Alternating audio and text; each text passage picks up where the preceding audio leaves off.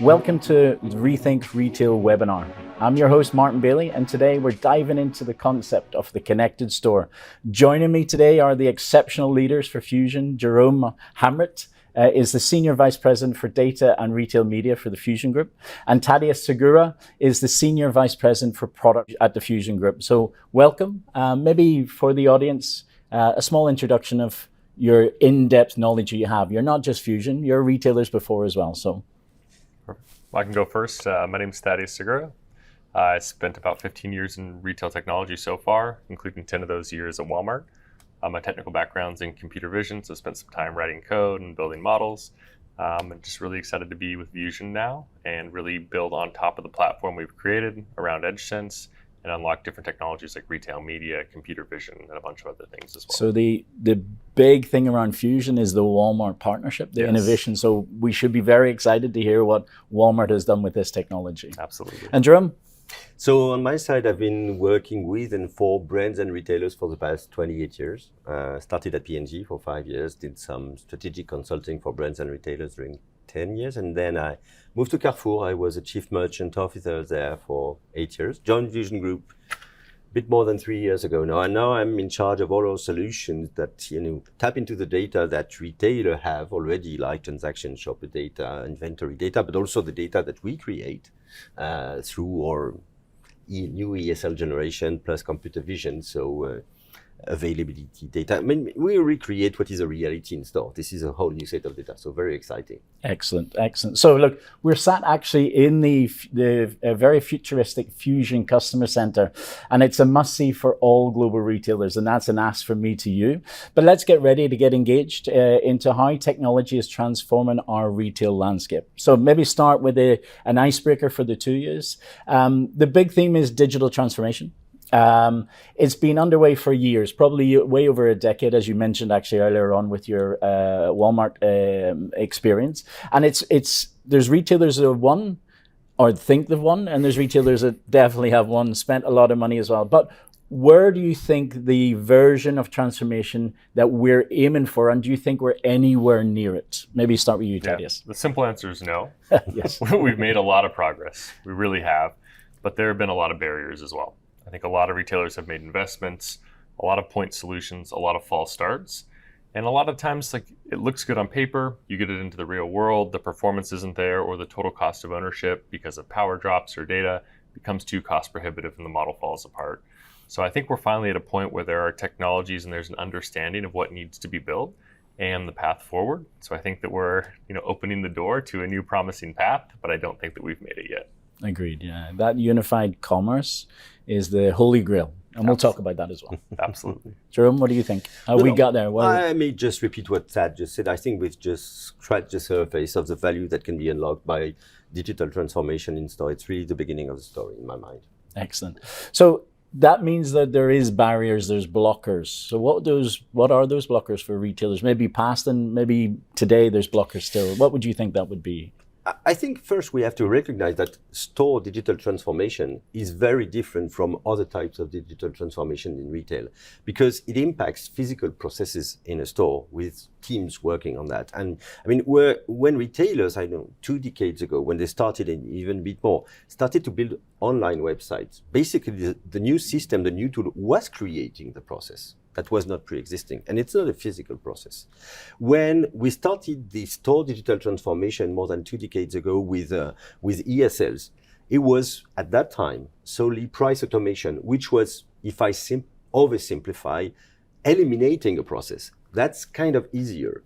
Now with the new technologies, because now electronic shelf labels are doing way more than pure price automation. It's many other things. And we're adding computer vision to that. So sensing, creating new data. Then it's not eliminating a process or creating a new one.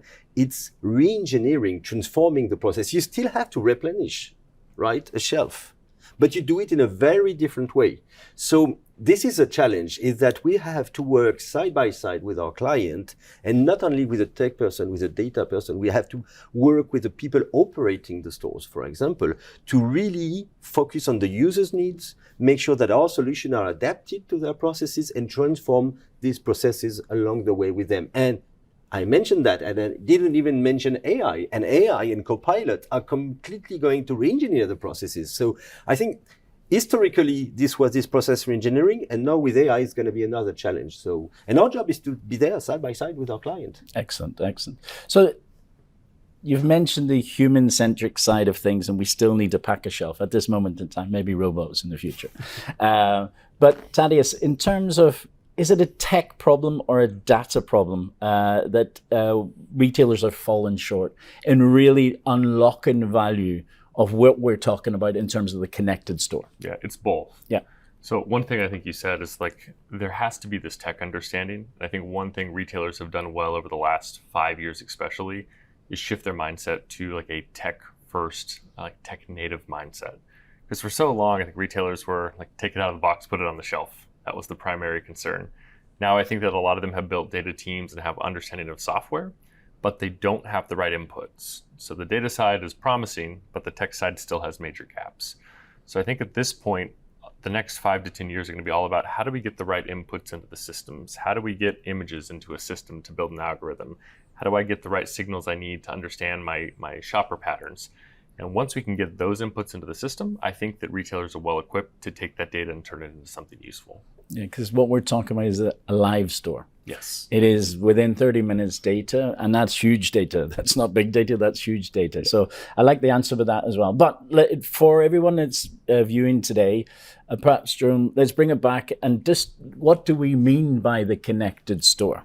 What is this this vision, that North Star for retailers? Okay, well, it's a holistic vision. Because point solutions do work. That's not the problem. The problem is that they leave retailers with very fragmented and complex IT landscape. So now the opportunity is really platform thinking. Okay, it's really about creating the conditions for retailers to really extract the value from different solutions and to make them work together. It's integration over accumulation, right? Yeah. So the connected store is not at all about putting more devices in the store. It's about really integrating them in a meaningful way. And this is when the systems are actually talking one with another, then the real value starts to emerge. And this is when you're going to get better forecasting and inventory planning. You're going to get better replenishment and product availability. You're going to have smarter assortments, better connected to the shopper expectations. And only when all these solutions are working together. Yeah, so it's the ability to use technology with a human-centric manner that can connect the customer, the colleague, and central functions, essentially. Yeah. Excellent. Okay.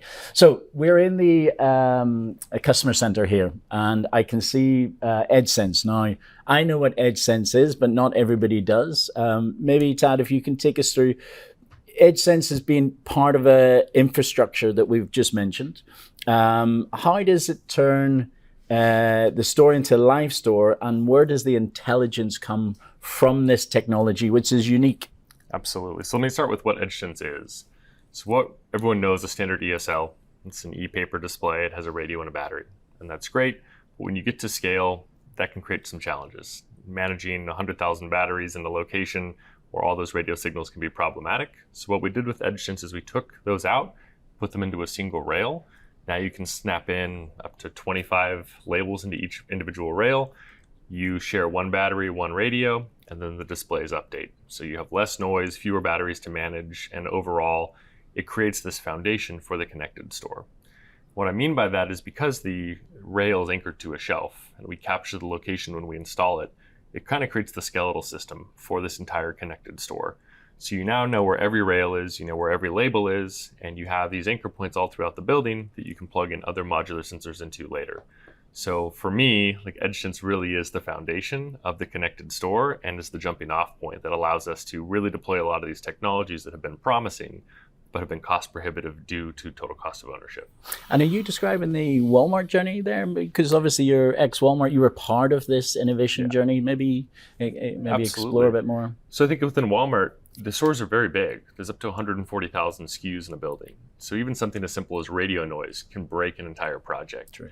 So going to EdgeSense was something we really had started in I think 2015, but resurrected when we understood the problems of Walmart and really curated it for that solution, and now have been able to expand beyond that to other places like Carrefour.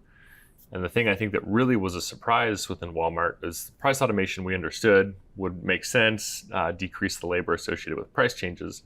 What was the unexpected benefit was the modular integrity unlock.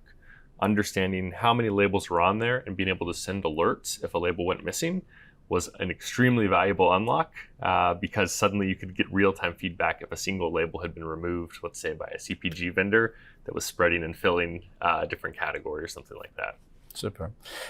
So Jerome, what is the real-time data story here when you talk about the ESLs, computer vision, IoT, sensors, edge sense? What is the real story and the advantage of real-time data? Well, I think that one of the main things that Thad was mentioning is that we have all these systems working together and reinforcing their performance. They can work in isolation, but computer vision is reinforcing ESL, ESS is reinforcing the computer vision performance. So at the end of the day, we've got a broader, richer, more reliable set of data. But the true data story, I think, is when we combine this data with the transactional and shopper data from the retailer, because this is where really you are focused on the value creation. If I give simple example, so product availability, you are detecting an out of stock. Then you need to create an alerting system for your associate to prioritize, right, the task about where they have to replenish. So you can guide them, by the way, when they do that, but by tapping into the shopper data, then you will know which SKU have the highest transfers to other SKU that are not out of stock. And then you may prioritize where you want to replenish based on actual net impact on the sales. Or by sensing the flows of shoppers in the stores, then you can recreate, the heat map in the stores of the shoppers. And then, promotion execution may be slightly different. You may find areas in your store where the traffic and conversion is such that you may pouring some money into the system on promotion that is completely unneeded by combining all this data. So it's really, the data story is let's build a whole new set of data and put it together with the historical transaction and shopper data, and it will drive a lot of new benefits. So on-time value is the name of the game with data, live data, which is this technology that comes. Okay, so let's go back to, Thaddeus, the Walmart scenario. Mm-hmm. I think you mentioned 2015, then we resurrected it. So from my question is here, what was that turning point where you went, this is interesting? Because I think the retailers I know, they're probably moving to essential, but they're probably still in this, is this interesting or is it essential? But Walmart went from interesting straight to essential. Yeah. So maybe a wee bit about that. What was that turning point? Absolutely. So I think, first of all, just on the price automation, we're seeing wages and cost of labor increase. It's also harder to find people. So you need to find ways to make processes more simple. So I think that was the first big thing, but that's only a rationale for why ESLs make sense. I think when they finally wrapped their head around modular integrity, like I mentioned, that was when the real unlock came and they understood. So to go back to your example and how all these things come together, if you think about like a CPG running a promotion, let's say they invest a bunch of money, $100 million, and they don't see a lift. There are so many variables you would need to isolate to understand what went wrong if you're doing root cause analysis. So like, were the planograms executed correctly? Was it in stock? Was it out of stock? Did people actually go down the aisles? Was there an increase in traffic? All those questions become answerable because we understand if the labels are set correctly. With cameras, we can understand if everything is in the right place. With Bluetooth, we can understand if there are devices nearby and understand dwell time.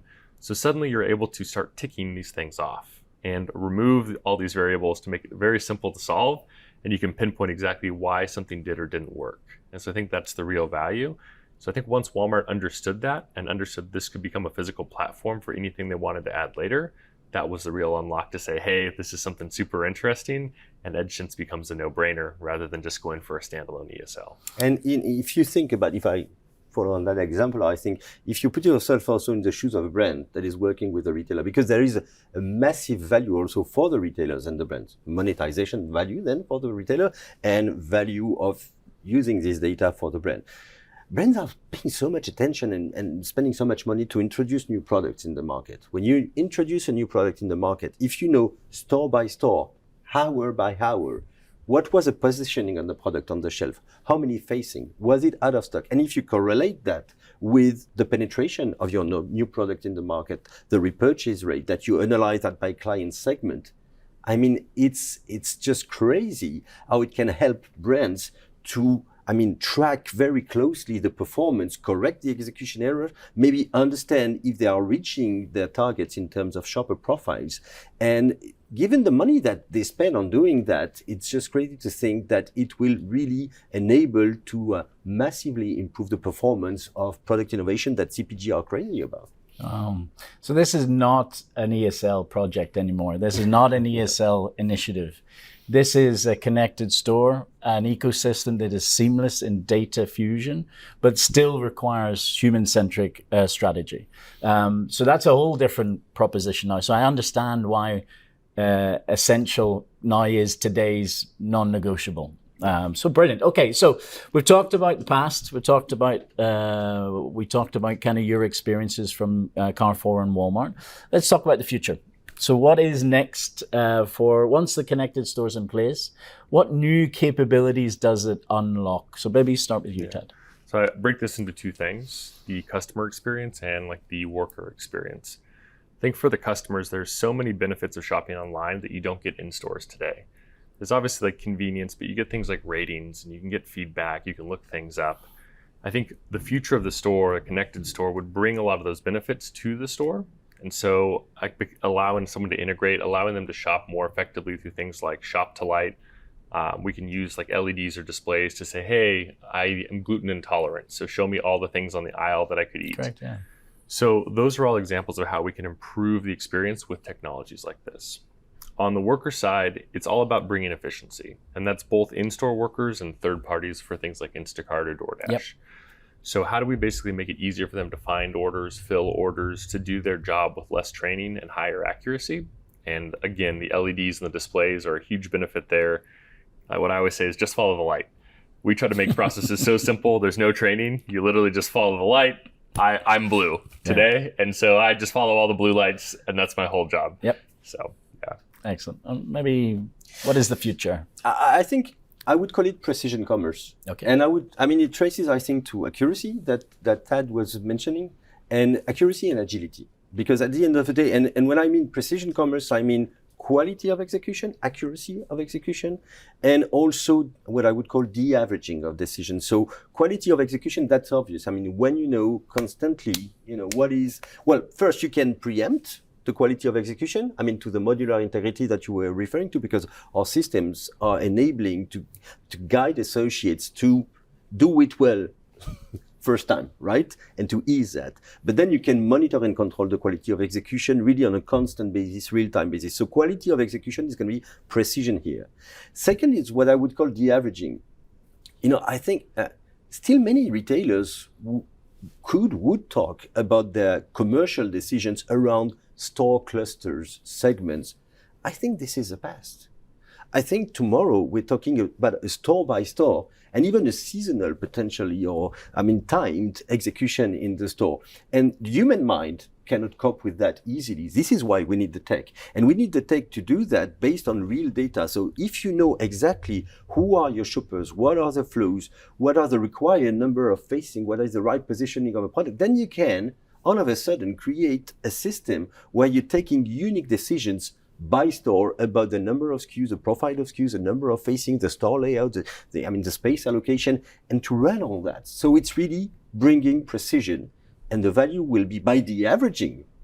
We will customize and create a lot of value, not only bottom line. This is a top line game. This is very important to understand that. Agreed. So are we saying that connected store, the digital box, is your seamless omni-channel experience? And maybe elaborate what that means to a Walmart or any other retailer. Yeah, absolutely. It should be seamless on both sides. Yeah. It should just feel like one. The North Star here is like a realogram or like a real-time view of a store where you could just click in and see a three-dimensional model of your store, and not only just see it, but all those things are integrated. So if you have an out of stock, it's talking to replenishment, it's talking to omni-channel, so what's available. It's basically getting that data to a real-time state at item level, so you know where everything's at all the time. That's the North Star. All the things we're talking about are all steps along that journey. I think the nice thing is that so much of what we do and what we're seeing is modular. You could deploy one of them at a time. But when we talk about a platform, the sum of those parts are greater than the individual components. So when you start putting some of these things together, there's a lot of synergy that's unlocked from combining these solutions. Again, And I think in terms of omni-channel, Yep. well, actually, omnicanality was one of the first things when we started with the ESL, because that was a way also to bring price agility to synchronize the prices in store and the prices online. But no, it's way more than that. If I talk, for example, take the example of retail media. I mean, brands or retailers are putting an increasing focus on retail media online, on-site and off-site. But now the next wave of store digitization is already enabling to synchronize this with store, and either with dedicated touch points and device, or also leveraging the ESLs. Actually, if I take a simple example, you can have an offer on your app via your loyalty program. And as a shopper, when you walk by the aisles of the store, be notified about that specific coupons that you have, that specific offer that you have from your loyalty app, and be guided to the product when you can benefit from your app, which is very critical, because right now the main problem is conversion. And conversion because people are not aware about that offer or cannot locate the product that benefits from that offer, right? And this is a whole new ballgame. So yeah, omni-channel commerce is going to be driven by this store transformation. So we obviously call that hyper-personalization, but I prefer yours, which is precision commerce. So we're going to talk about that a wee bit more. So look, I think we've been clear on the connected store. We've been clear on the future of technology, and the human-centric strategy remains in retail because of our colleagues and our customer. But it sounds a lot, and retailers might get scared that we're doing all of this together, but that's not true. So maybe, Jerome, because of you been there longer within Fusion, let's talk about the evolution. And not every retailer needs to do everything at day one. And how does the Fusion platform support growth without requiring a complete reset? Because we have siloed data, we have a foundation already that may be archaic or not, but maybe give some confidence to the retailers out there. It's not boom or bust. Yeah, and I think, by the way, for us, it's been a change in the way we approach and we discuss with our clients, because now the realm of possibilities is so broad that we need to guide our clients about where they should start, right? So we always want to start with the main pain points. So yes, we've got a platform with different solutions, each solutions being made of different use cases that are gradually increasingly sophisticated, and each one delivering value, each one being able to work in isolation. So our job is to listen, to understand. And it's not like this is my catalog of solutions. It's what's your problem? What's your problem? Okay. Yep. And then once I understand the problem, the main pain points of my clients, that can be, I don't know, product availability, that can be execution of planogram, that can be definition of assortment. Then I can understand what is the value that can be created, and I can walk them through a proposition of, let's start with that, and then we'll get to that. So if I take computer vision, yeah, okay, you can say, I'm going to start with a use case on product availability, better guide the replenishment, to the products that are missing on the shelf. Or another one may tell me, I've got a big problem and efficiency regarding, just pricing conformity. Okay, I need to check that I have the right price in front of the right product. So you can start with that, and then they may be interested in making sure that the planogram is well executed. And then they may be interested in using the images from computer vision to ease the preparation of e-commerce orders in the store. And then they may find out that this has a lot of value for brands and want to share that, monetize that with brands, and drive efficiency in collaboration with brands. So it's that journey that requires a lot of cooperation and listening on our side. And by the way, that has an impact, frankly, on the organization, because we needed to put on the ground more people that understand retail. Not only the tech, but that understand retails, that can talk to our clients about what are your problems and to put some value behind it. So that is a transformation for us too, right? And that is a transformation for the retailer. And this is why I was mentioning they need really leaders to be there, because you need somebody to guide you also regarding what are the main problems that I want to solve. So it's a partnership. It's not a sales pitch. It's you can tell by the passion it's a partnership, which is excellent. Okay, so look, in terms of speaking directly to the retailers, our future customers, whatever way you want to think about it. We'll start with you, Thaddeus, if that's okay. What is the one piece of advice, it can be two if you wish, that you would give a retailer when planning their store strategy in the next 5 years? Yeah, I think they need a North Star of where they want to get to and which technologies come together in that stack. Once that's defined, you just need to look for solutions that talk to each other. Because if you invest in the wrong technologies, you're going to come up with all these siloed solutions that are not going to integrate. My favorite example is RFID. Like, it is older than a cell phone. Many people don't realize. We've had a lot of false starts, and I've been in IoT for a while. I think it's a great technology. The reason I don't think we've seen mass adoption is that, like, if I think about my home, I have 0 RFID readers in the house. I have 45 Bluetooth devices though. So if you can transition from something like RFID to Bluetooth, suddenly it becomes like this entire network you're unlocking globally. That's why things like AirTags work. And so it's not sexy to think about communication protocols. It's not, no one wants to do it. But if you really wrap your head around like the requirements here, it's like, oh, that's a no-brainer. Like, I need all my things to talk to each other. Is that Wi-Fi? Is that Bluetooth? Is it 2.4? Is it 5 gig? It's the unsexy details that all come out, but as soon as you have that North Star and you can break it down into the modular components, those questions become actually very easy to answer. So that's my advice. Yeah, I think we'll come to you, Jerome, as well, but I just like the, what are your big problems and how can we help, or technology help solve your big problems? Because ultimately you need to improve your margins, your profitability, your top line. You mentioned this is not a bottom line play, this is a top line play. So yeah, good advice. Maybe Jerome, what advice would you give? I think the main advice would be to C-level, don't delegate too much.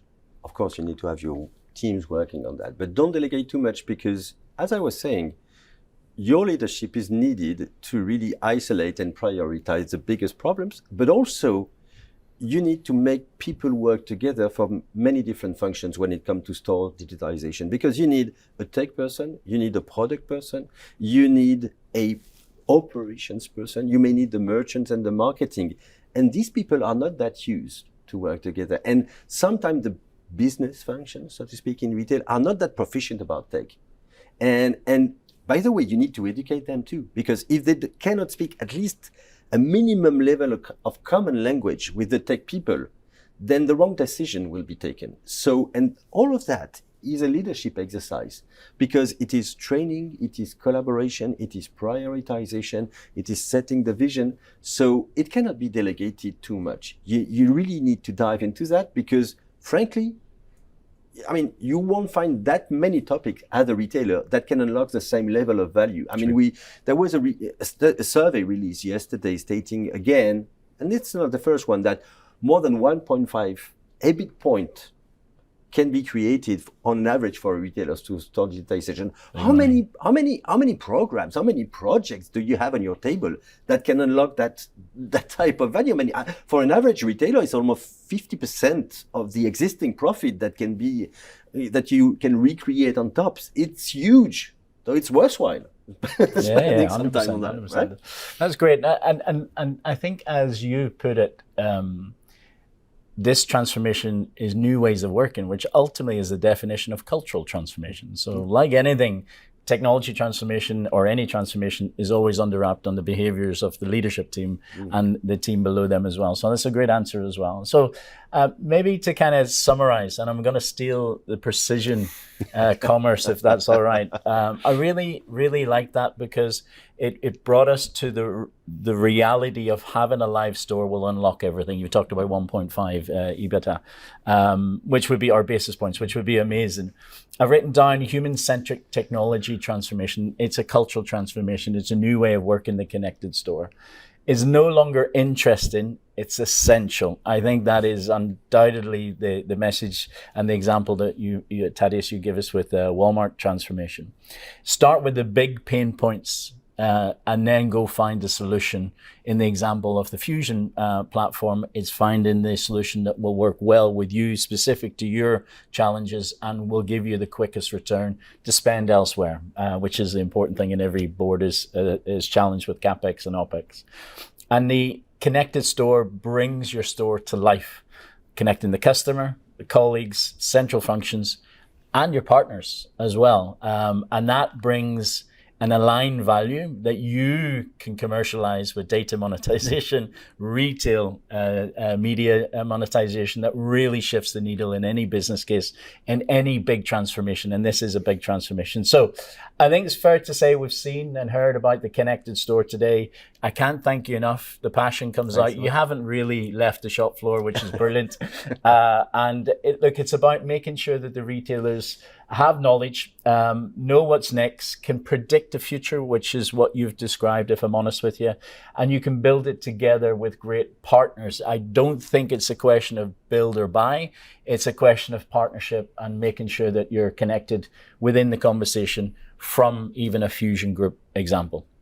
So hopefully you enjoyed that today. I can't thank you enough one more time. This space is brilliant in terms of the Fusion Customer Center. So again, I advise everybody to come and visit one near you. Thank you. Thank you. Thank you.